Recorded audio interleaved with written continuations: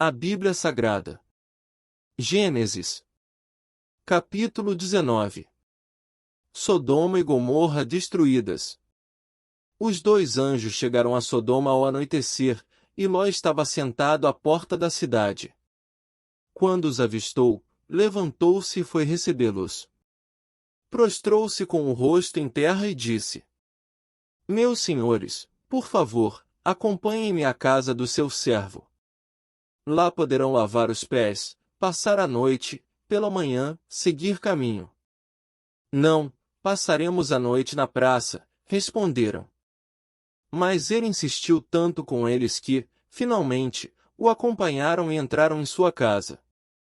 Ló mandou preparar-lhes uma refeição e assar pão sem fermento, e eles comeram. Ainda não tinham ido deitar-se, quando todos os homens de toda a parte da cidade de Sodoma, dos mais jovens aos mais velhos, cercaram a casa. Chamaram Ló e lhe disseram: Onde estão os homens que vieram à sua casa esta noite? Traga-os para nós aqui fora para que tenhamos relações com eles. Ló saiu da casa, fechou a porta atrás de si e lhes disse: Não, meus amigos. Não façam essa perversidade. Olhem, tenho duas filhas que ainda são virgens. Vou trazê-las para que vocês façam com elas o que bem entenderem. Mas não façam nada a estes homens, porque se acham debaixo da proteção do meu teto. Saia da frente, gritaram. E disseram: Este homem chegou aqui como estrangeiro, e agora quer ser o juiz. Faremos a você pior do que a eles. Então empurraram Ló com violência e avançaram para arrombar a porta. Nisso, os dois visitantes agarraram Ló, puxaram-no para dentro e fecharam a porta. Depois feriram de cegueira os homens que estavam à porta da casa, dos mais jovens aos mais velhos, de maneira que não conseguiam encontrar a porta. Os dois homens perguntaram a Ló: Você tem mais alguém na cidade? Genros, filhos ou filhas, ou qualquer outro parente? Tire-os daqui, porque estamos para destruir este lugar. As acusações feitas ao Senhor contra este povo são tantas que ele nos enviou para destruir a cidade. Então Ló foi falar com seus genros, os quais iam casar-se com suas filhas, e lhes disse: Saiam imediatamente deste lugar, porque o Senhor está para destruir a cidade. Mas pensaram que ele estava brincando. Ao raiar do dia, os anjos insistiam com Ló, dizendo: Depressa! Leve daqui sua mulher e suas duas filhas, ou vocês também serão mortos quando a cidade for castigada.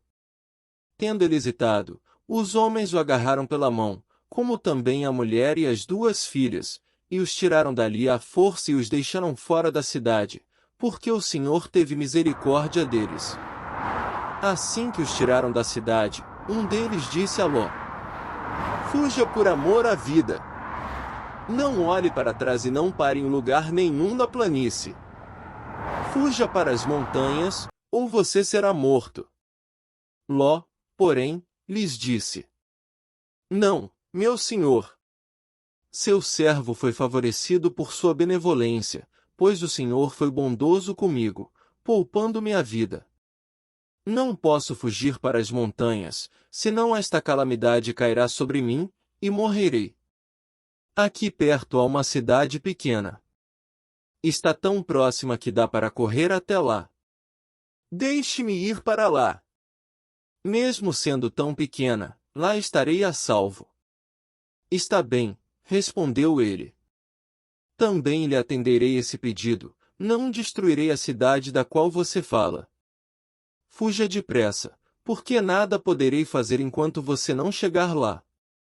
Por isso a cidade foi chamada Zoar. Quando Ló chegou a Zoar, o sol já havia nascido sobre a terra. Então o Senhor, o próprio Senhor, fez chover do céu fogo e enxofre sobre Sodoma e Gomorra. Assim ele destruiu aquelas cidades e toda a planície, com todos os habitantes das cidades e a vegetação. Mas a mulher de Ló olhou para trás e se transformou numa coluna de sal. Na manhã seguinte, Abraão se levantou e voltou ao lugar onde tinha estado diante do Senhor. E olhou para Sodoma e Gomorra, para toda a planície, e viu uma densa fumaça subindo da terra, como fumaça de uma fornalha. Quando Deus arrasou as cidades da planície, lembrou-se de Abraão e tirou Ló do meio da catástrofe que destruiu as cidades onde Ló vivia. Loteamento e as suas filhas.